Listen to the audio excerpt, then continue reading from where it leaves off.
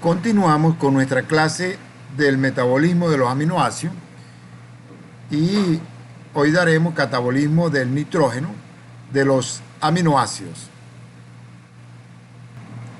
En la clase anterior, próxima pasado, quedamos entonces en la parte final de uno de los precursores de los aminoácidos que son no esenciales, y hablamos específicamente de esos precursores de la eritrosa 4-fosfato con su unión con fosfenolpiruvato, que deriva en los humanos estos aminoácidos esenciales que son fenilalanina y triptófano, también tirosina. Pero en el caso específico de los humanos, nosotros obtenemos nuestra mayor concentración o nuestra concentración de tirosina cuando proviene de la fenilalanina. También podemos ingerir directamente tirosina, pero entonces podemos obtener tirosina a partir de fenilalanina. ¿Cómo hacemos esto? Toda la fenilalanina que nosotros ingerimos tiene varias rutas metabólicas. Una de esas rutas metabólicas es la de convertirse en tirosina. Para ello actúa una enzima que se denomina fenilalanina hidroxilasa. Esta enzima requiere, para la conversión de fenilalanina a tirosina, requiere de oxígeno molecular y también requiere de este componente tetrahidrobiopterina. Esta tetrahidrobiopterina, que está reducida, permite hacer la reducción de este compuesto. Entonces la fenilalanina se convierte en tirosina. A la vez, la tetrahidrobiopterina se convierte en dihidrobiopterina, que ya no tiene los equivalentes reducidos. Está en su forma oxidada, por lo tanto requiere ser reducida. Y eso lo hace el NAC fosfato reducido, el cual entrega su equivalente reducido y él se oxida, NAC fosfato oxidado, y produce tetrahidrobiopterina. Esta reacción también lo puede realizar el NAC sin NAC fosfato. Una vez que se lleva a cabo esta reacción, se produce tirosina, y la tirosina ya es un aminoácido que se considera por esta ruta no esencial. También podemos obtener tirosina por la vía normal que obtenemos. Este complejo de la fenilalanina hidroxilasa es una oxigenasa de función mixta presente en el hígado solamente, y ese dato es importante. La tirosina puede generar en su metabolismo adrenalina, melanina, etc. Y debe considerarse esta función, que es exclusivamente del hígado, sobre todo cuando el hígado está en falla, es decir, tenemos por ejemplo una cirrosis hepática o alguna otra patología desde el punto de vista genético. Si hay una falla hepática, nosotros encontramos que nuestro paciente tiende a ser hipotenso. ¿Y por qué? Porque una de las rutas del metabolismo de la tirosina es producir adrenalina, previamente noradrenalina, dopamina, que actúan en los mecanismos de mantener la presión arterial. Otra ruta importante de la tirosina es que se puede convertir en melanina. Cuando un paciente tiene cirrosis hepática, vamos a encontrar que va despigmentándose, puesto que no produce los pigmentos de la piel, y el paciente comienza a despigmentarse, a volverse, si estaba moreno, un poco más blanco y cada vez más. Ahora, cuando existe un trastorno innato del metabolismo como la fenilcetonuria, esta enzima no está presente en la fenilalanina hidroxilasa desde el punto de vista genético, y el paciente nace despigmentado, y si no se hace el diagnóstico a tiempo, vamos a encontrar que va a tener trastornos neurológicos que puede ser grave para la supervivencia del bebé. Entonces más adelante comentaremos esto con mayor amplitud. Cuando hablamos del catabolismo del nitrógeno, de los aminoácidos, tenemos que referirnos a lo que sería el balance nitrogenado, y está referido a la diferencia entre el ingreso de nitrógeno y la pérdida total del nitrógeno, ya sea por las heces, por la orina y por transpiración. Un equilibrio positivo del nitrógeno, balance nitrogenado positivo, significa que tenemos una mayor ingestión de nitrógeno con respecto a la excreción. Significa que estamos reteniendo nitrógeno. ¿Y dónde sucede esto? En los niños que están en crecimiento, en el embarazo, donde ingerimos nitrógeno en forma de proteínas, y la eliminación es menor al ingerido. Hay crecimiento. Un equilibrio negativo del nitrógeno, del balance nitrogenado, significa que la excreción supera a la ingesta. ¿Dónde sucede esto?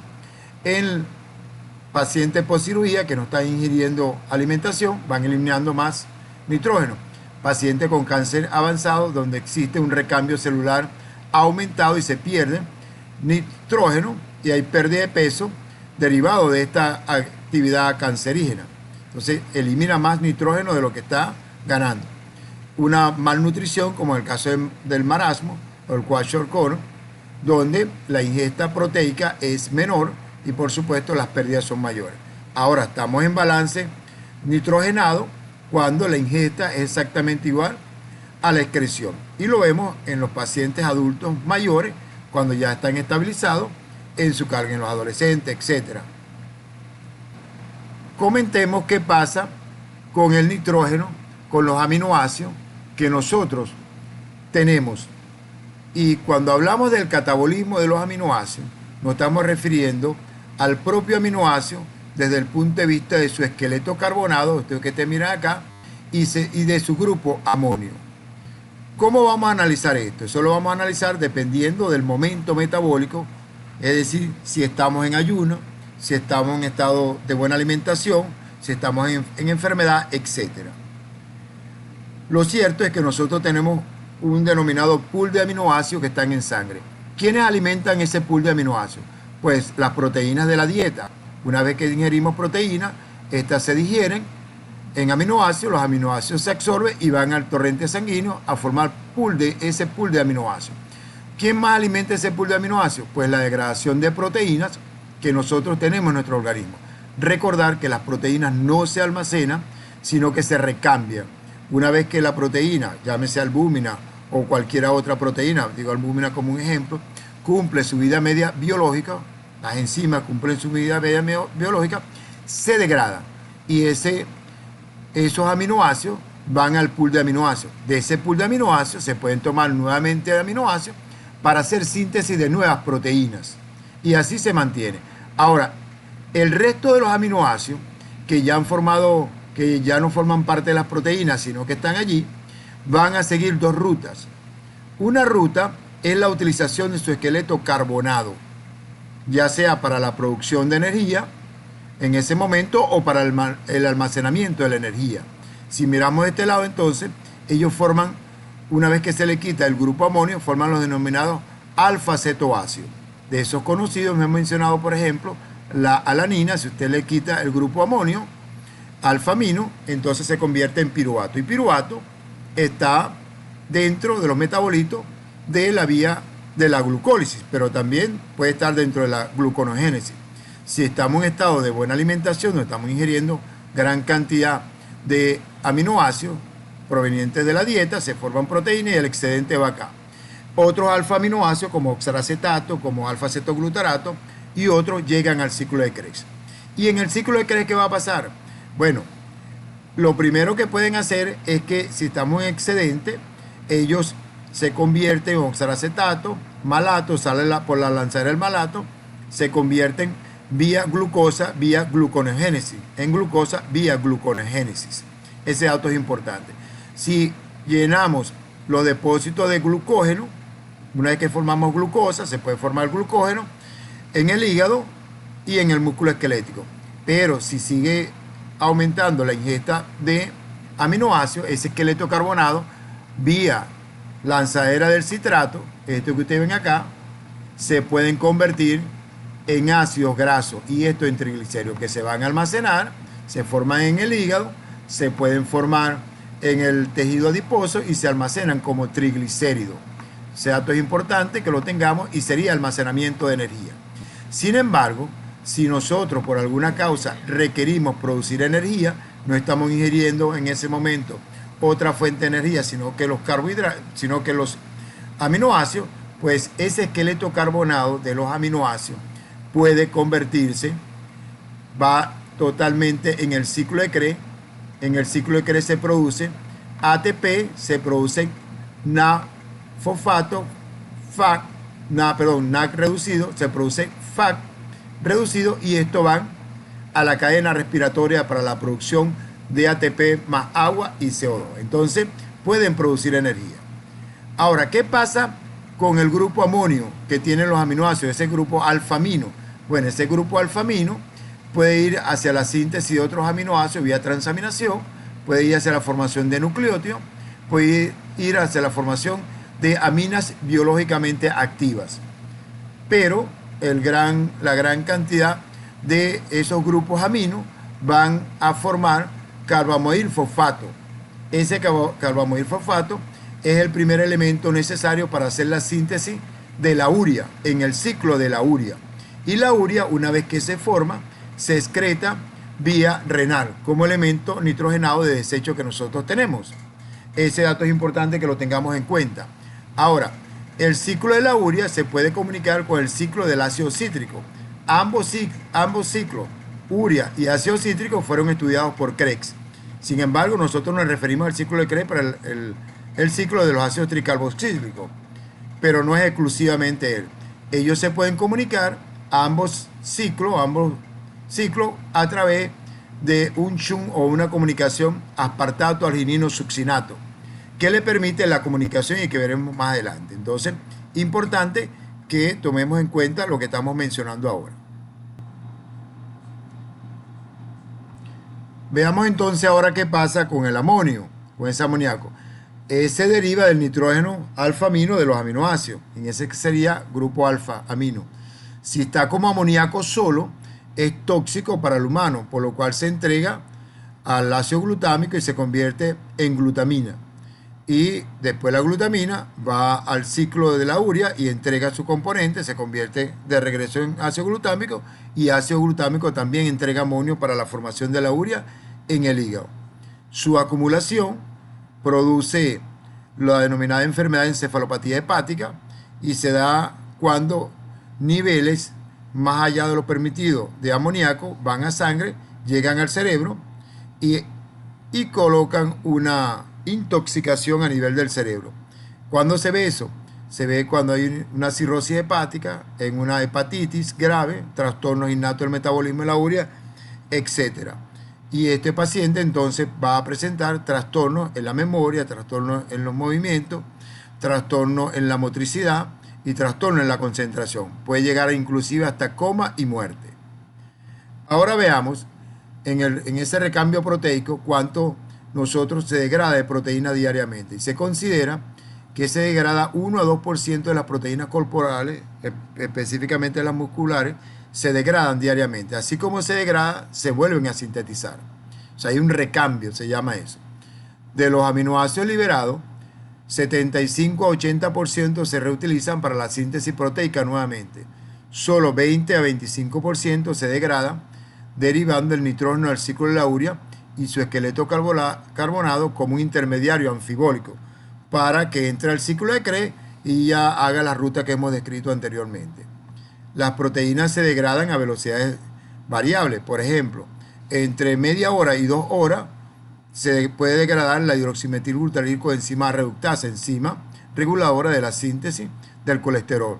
También la tirosina transaminasa tiene esa duración, pero hay otras que duran mucho más tiempo, más de 100 horas, como es el caso de la aldolasa, la lactato deshidrogenasa, los citocromos. Son proteínas que duran más. Ahora, ¿cuánto es la necesidades de proteína diaria para un individuo? Se considera que está ubicada entre 1 a 2 gramos por kilogramo de peso por día.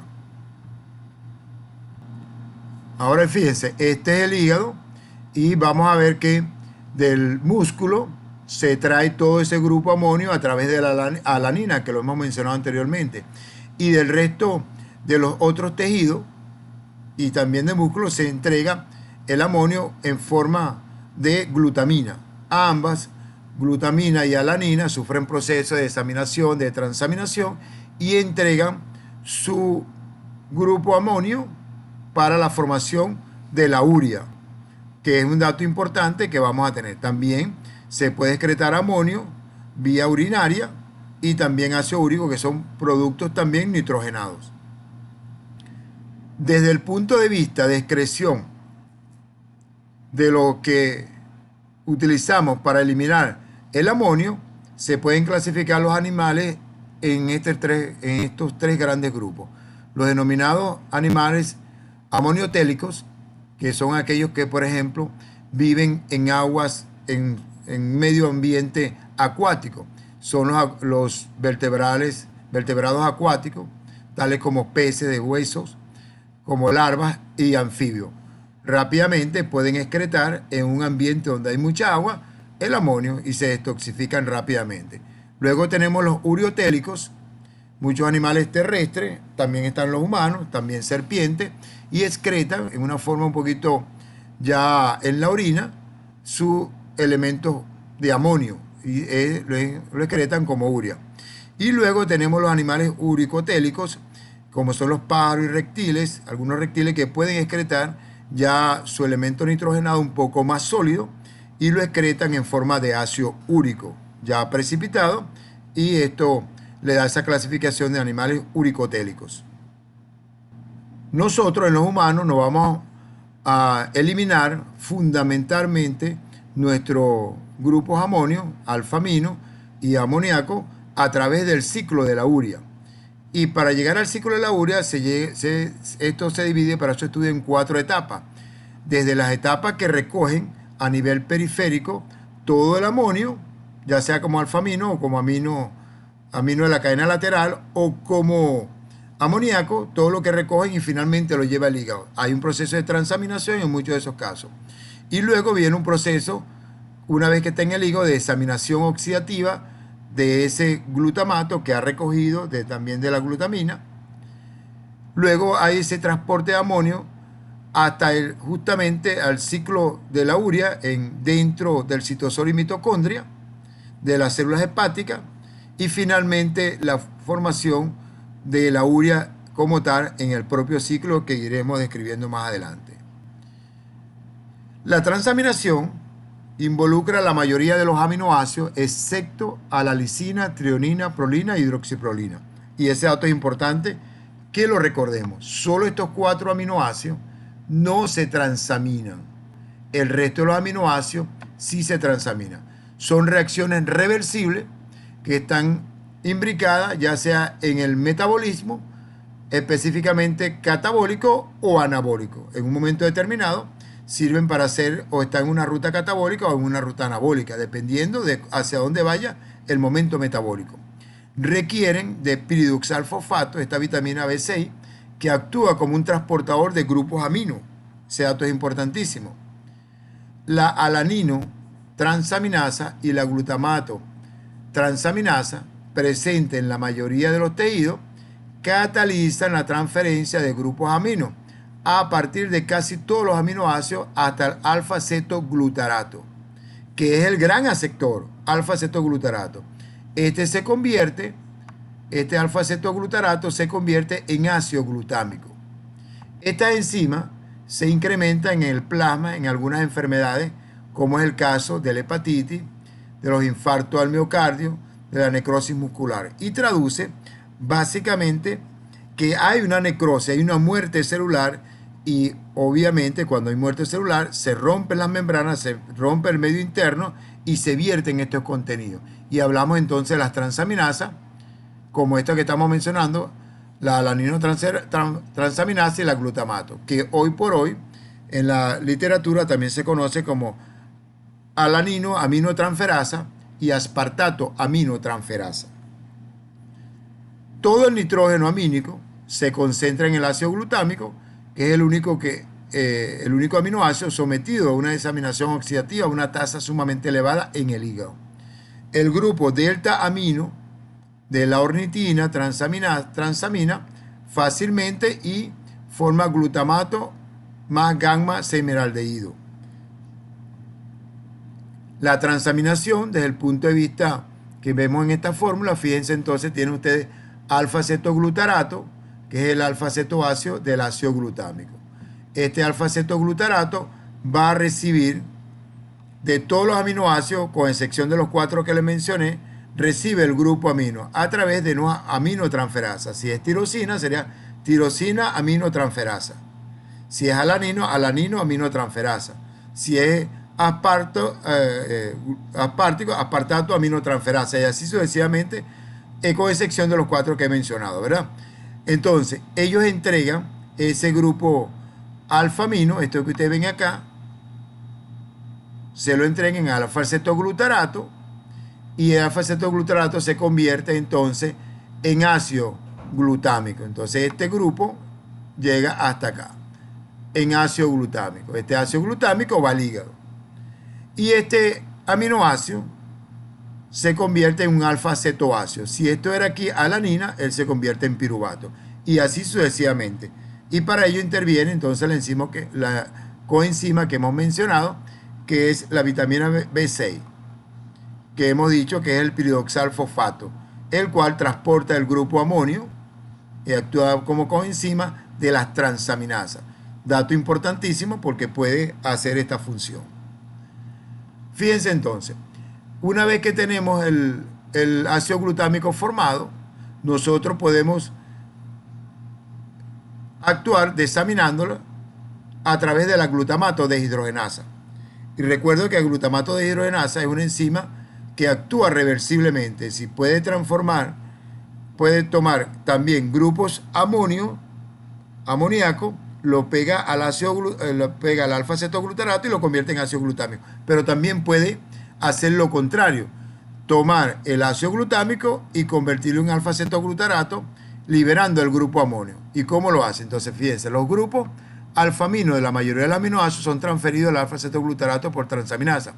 Luego el glutamato es desaminado oxidativamente por esta enzima glutamato deshidrogenasa, quien libera el grupo amonio, esto que ustedes ven acá, el grupo alfa-amino, para entregarlo a la vía de la síntesis de la urea, quedándose como alfa-acetoglutarato.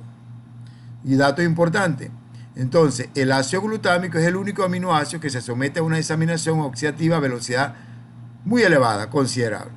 La enzima presente en todos los tejidos requiere NAC o NAC-fosfato como oxidante, pero es en el hígado donde ella hace esa gran función de liberar. En el resto de los tejidos puede tomar el grupo amonio para convertirlo en ácido glutámico, el alfa-acetoglutarato en ácido glutámico. Requiere la acción concertada de las glutamatos transaminasas, es decir, de las aminoácidos aminotransferasas, que son las transaminasas, para poder, una vez cargarse, ello hacer el momento de la descarga, pues de la desaminación. Es una reacción libremente reversible y puede eliminar el amonio en el hígado al fijarlo al alfa-acetoglutarato y convertirlo en glutamato, y también hace lo contrario. Es inhibida alostéricamente por ATP, por GTP, por NAD reducido, o sea, por elementos de alta energía. Estos son marcadores de alta energía. Las inhiben entonces, y es activada por ADP, que es un elemento de baja energía.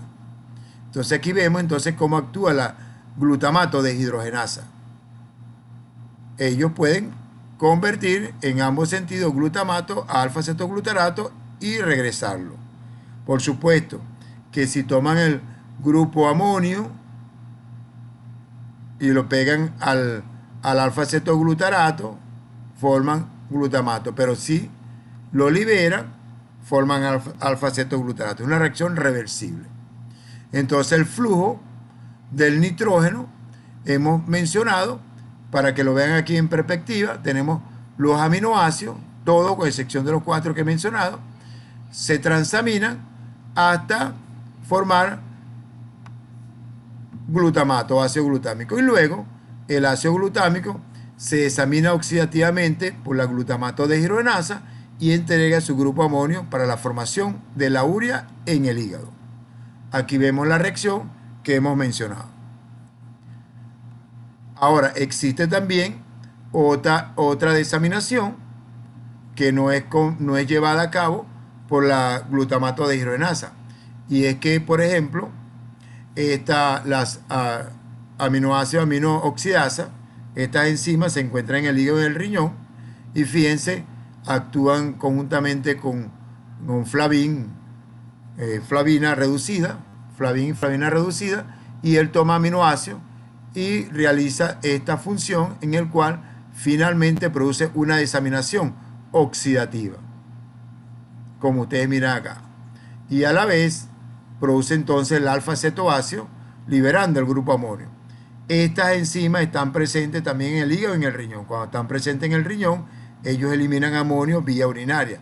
Y cuando están presentes en el hígado, que también lo están, ese grupo amonio es captado para llevarlo al ciclo de la urea.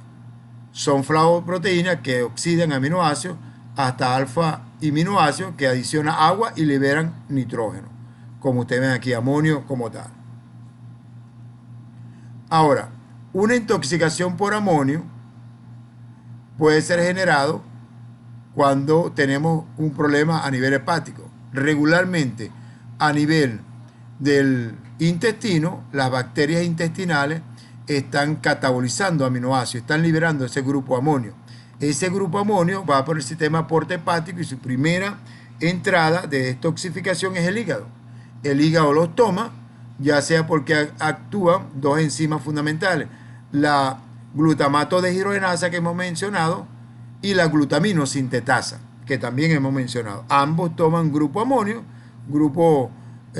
libre, amonio inorgánico, y lo convierten en aminoácidos y de esta manera detoxifica. Pero si existe una lesión a nivel del hígado, pues no son captados y pasa al torrente sanguíneo. Y cantidades pequeñas del amoníaco son tóxicos para el cerebro y producen lo que se denomina una encefalopatía hepática, es decir, una alteración del cerebro por falla hepática.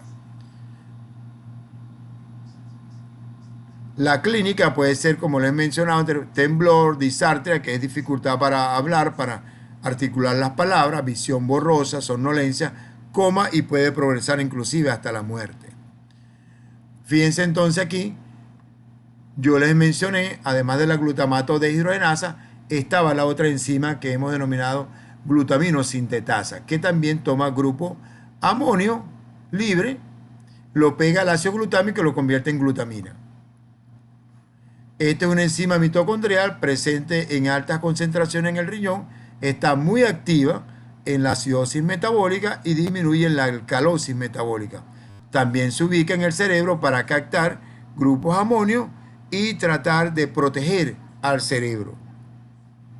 Fíjense entonces, en esta lámina tenemos la ruta, que ya en la lámina la había mencionado, pero en la mayoría de los tejidos y muy poco en el hígado, tenemos entonces que actúa la glutaminosintetasa para tomar el grupo amonio proveniente de otros aminoácidos o libre y toma glutamato y lo convierte en glutamina. Glutamina va al hígado. Y en el músculo se hacen los procesos de transaminaciones y finalmente la glutamato deshidrogenasa toma el grupo amonio, convierte en ácido glutámico y por transaminación el piruvato recoge todo el grupo amonio, se convierte en alanina y también va al hígado. Esta alanina, si seguimos la pista, se transamina para formar ácido glutámico. El ácido glutámico sigue para la formación de la urea. Y el piruvato, que es la cadena carbonada, se convierte en glucosa y regresa al músculo. La glutamina, por otro lado, sufre un proceso de desaminación que lo realiza esta enzima denominada glutaminasa. Esta glutaminasa entrega el grupo amonio para la formación de la urea. Entonces, tenemos en conclusión que dos enzimas entregan el grupo amonio para la formación de la urea. Uno es la glutaminasa y la otra es la glutamato deshidrogenasa, que es la que tiene mayor velocidad de entrega. Esta glutaminasa, fíjense, libera hidrolíticamente el nitrógeno amídico de la glutamina en forma de amoníaco, favoreciendo la formación de ácido glutámico y el amonio libre. Una reacción análoga es realizada por la asparaginasa, pero la asparaginasa le quita el grupo amonio a la asparagina y lo convierte en ácido aspartico. Estos pueden ser utilizados como antineoplásicos para el tratamiento del cáncer. En el intercambio, entonces, fíjense que lo que hemos mencionado, alanina viene del músculo y va al riñón, perdón, va al hígado. Y en el hígado hace todo el proceso y se forma como glucosa de nuevo. De tal manera que, adicionalmente, nosotros podemos decir que el principal aminoácido gluconeogénico, así que se lleva para la producción de glucosa, es la alanina. Alanina es el principal aminoácido gluconeogénico que mantiene la glicemia en el ayuno. El músculo genera más de la mitad del contenido total corporal de aminoácidos libres y en el hígado están las enzimas del ciclo de la urea. La alanina y la glutamina se liberan del músculo a la circulación. La alanina se captura en el hígado y la glutamina va al riñón y al intestino. Los aminoácidos ramificados, como valina, por ejemplo, liberados del músculo, van al cerebro. Aquí tenemos entonces, fíjense, el intercambio que tenemos de los diferentes compuestos. Vean la alanina por esta vía al hígado, la glutamina, perdón, al intestino y al riñón, y los ramificados al cerebro. El riñón libera alanina que también llega al hígado, pues. Aquí tenemos el intercambio que se hace en un momento de post-absorción, es decir, acabamos de comimos y absorbimos y estamos en el proceso de post-absorción. Vean entonces, el músculo esquelético libera mayor cantidad de alanina porque hay un proceso post-absorción, significa que ya está en ayuno, entonces, o comenzando el ayuno. Entonces fíjense cómo se libera del músculo esquelético que está catabólico, se libera glutamina, gran cantidad, que va fundamentalmente al riñón, y se libera una parte importante como amoníaco en la orina, directamente. Mientras que la que va como alanina sirve para la formación de glucosa de nuevo, produce urea, y la urea también va al riñón y se libera como tal, como urea. Ahora hablemos del ciclo de la urea como parte final de ese catabolismo del grupo nitrógeno. Entonces fíjense, en el ciclo de la urea se toma el producto final, es el producto final del catabolismo del nitrógeno humano. La urea es sintetizada en el hígado y eliminada por el riñón, constituye el 80 al 90% del nitrógeno excretado, se forma a partir de amonio, CO2 y el aspartato que aporta el segundo grupo amonio para la formación de la urea. Requiere 3 ATP y 5 enzimas. Se realiza en 2 compartimientos, en la mitocondria y en el citoplasma. Miren entonces esta visión panorámica para que veamos. Y quiero que miren acá, fíjense, la glutamina que hemos mencionado entra a la mitocondria, esto es en el hígado, y el ácido glutámico entra a la mitocondria por esta vía. La glutamina se desamina y entrega su grupo amonio para la formación de la urea. Y a su vez la glutamina se convierte en ácido glutámico. El ácido glutámico, también proveniente del exterior, entrega su grupo amino para la formación de la urea. Aquí interviene en esta reacción la glutaminasa, esta enzima que tenemos acá, glutaminasa, ¿verdad? Y aquí interviene la glutamato deshidrogenasa, que es un dato importante, y forma entonces alfa-cetoglutarato, tal como ustedes lo ven acá. Una parte del ácido glutámico también puede ser tomado para transaminar el oxalacetato, y oxalacetato se convierte en aspartato por esta vía que tenemos acá, y por esta vía va a aportar el siguiente grupo amonio, que es importante para la urea, porque la urea tiene 2 grupos amonio más un CO2. Entonces, ¿qué pasa con ese grupo amonio que tenemos acá, que se ha entregado para la síntesis de la urea en el primer momento? Bueno, fíjense entonces, ahora veamos aquí con más detalle. El grupo amonio, conjuntamente con CO2, representado como bicarbonato acá, más en presencia de 2 ATP y un activador N-acetilglutamato, permite a la carbamidil fosfato sintetasa 1, y es importante que sepan que hay una que se denomina carbamidil fosfato sintetasa 2, que interviene en nuestra ruta metabólica, y por eso cuando hablemos del ciclo de la urea tenemos que referirnos a carbamidil fosfato sintetasa 1. Ella entonces toma todos estos elementos y produce carbamidil fosfatos. Primera reacción importante en la formación de la urea. Produce carbamidil fosfato. Se consumen 2 ATP, se libera un fosfato porque el otro fosfato sirve para activar esta molécula que se denomina carbamil fosfato. Ella se va a unir con la ornitina para formar citrulina. Y esta sería la segunda reacción o la primera reacción que está intercalada entre la mitocondria y el citosol. Entonces, citrulina sale de la mitocondria. Y vamos a ver entonces quiénes realizan esa reacción. Esta primera reacción que hemos mencionado, después de la carbamil fosfato sintetasa 1, lo hace la ornitina transcarbamilasa, esta que miramos acá. Ella entonces libera el fosfato que estaba activando el carbamil, lo pega a la ornitina y forma citrulina. Entonces ese dato es importante.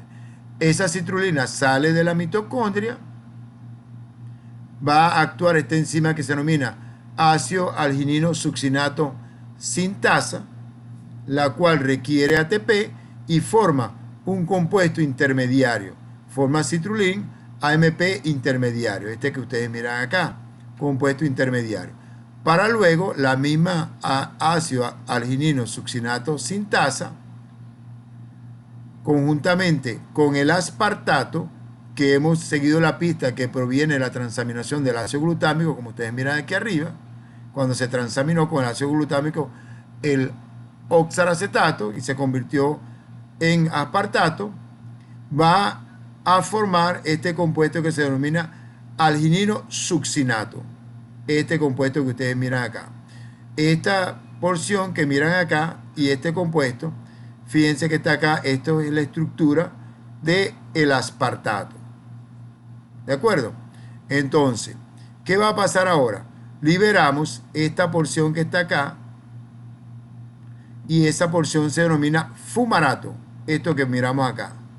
Y eso lo hace esta enzima arginino succinasa. Al quitar toda esta parte que está aquí, lo liberamos como fumarato y lo que nos queda acá es un aminoácido que nosotros conocemos y que se denomina arginina. Esta arginina, si miran acá, toda esta reacción que tiene acá, vamos a ver entonces que luego actúa la arginasa. Y la arginasa le va a quitar esta parte que está aquí, ¿ve? Que corresponde a la urea. La arginasa hace una hidrólisis de ese componente, libera la urea, que ustedes miran acá, esto que ustedes miraban acá, y se convierte en ornitina. La ornitina sigue el ciclo. Entra al ciclo de Krebs, entra a la mitocondria, se vuelve a unir a la carbamil fosfato carbamil fosfato, que es entregado por la carbamil fosfato sintetasa 1, y sigue el ciclo, forma citrulina, luego arginino succinato, fumarato, arginina, etc. Entonces, ¿cuántos ATP hemos consumido? 2 en la carbamil fosfato sintetasa, aquí 2 ATP, y 1 que lo utiliza la arginino succinato sintasa en su primera fase y que luego utiliza el aspartato. Le da la energía necesaria para poder formar esos compuestos.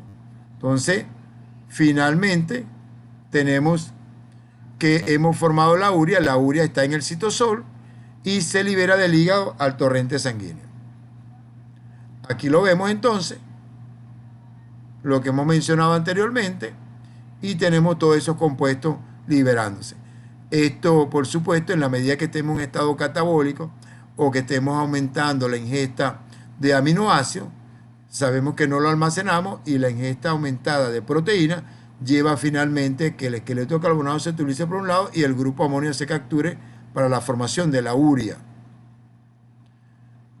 Entonces, fíjense, en el ciclo de la urea, importante recordar la arginasa hepática, que es la que libera a la urea. Cantidades pequeñas se encuentran en el riñón también, en el cerebro, en la glándula mamaria, en el testículo y en la piel. Y por esa vía pueden formar urea, pero la gran cantidad que produce el hígado es superior a cualquiera de estos. Lo importante es que pueden cumplir una función adicional liberando urea. La ornitina y lisina son inhibidores potentes de esta reacción del ciclo de la urea. La arginina es precursor de óxido nítrico, que también es un dato importante, que es un potente vasodilatador.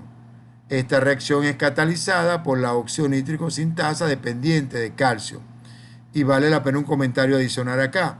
Y es que en estos casos, por ejemplo, el hecho de tener arginina y liberar el óxido nítrico produce vasodilatación en las arterias coronarias.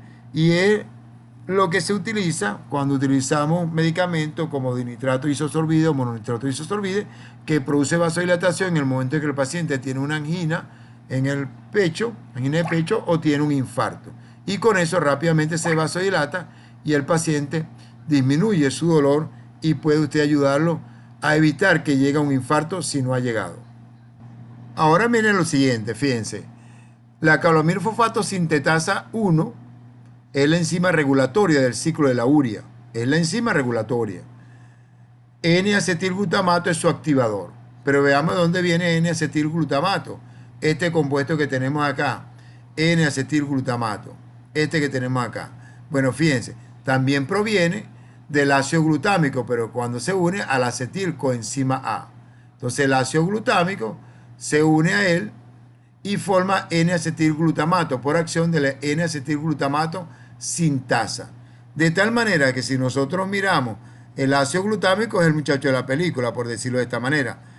Primero, entrega los grupos amonio directamente o proviene de la glutamina cuando él se convierte en glutamina y entrega los grupos amonio. Además, activa la carbamil fosfato sintetasa y además, sintetasa 1, y además él se transamina para formar de oxalacetato ácido aspartico, y el ácido aspartico también entrega el siguiente grupo amonio proveniente del ácido glutámico. Entonces, por eso decimos que el ácido glutámico es el gran dador de grupos amonio y el muchacho de la película acá. Importante destacar lo siguiente, la carbamil fosfato sintetasa 2, por eso mencionaba que debemos decir si es la 1 o la 2, es una enzima citosólica que emplea glutamina en vez de amoníaco como donador de nitrógeno en la biosíntesis de la pirimidina. Si uno preguntara en una evaluación, en el examen, mire, diga cuál es la enzima regulatoria del ciclo de la urea, usted tiene que responder carbamil fosfato sintetasa 1. Si no pone 1 o 2, uno puede interpretar que él no sabe lo que está diciendo y la respuesta es incorrecta. Tiene que decir 1. Y si estamos hablando de la biosíntesis de la pirimidina, tendría que decir 2. Habíamos mencionado que el ciclo del ácido cítrico se comunica con el ciclo de la urea. Aquí está, parte del ciclo del ácido de la urea está en la mitocondria y el del ácido cítrico todo está en la mitocondria. ¿Cómo se comunica?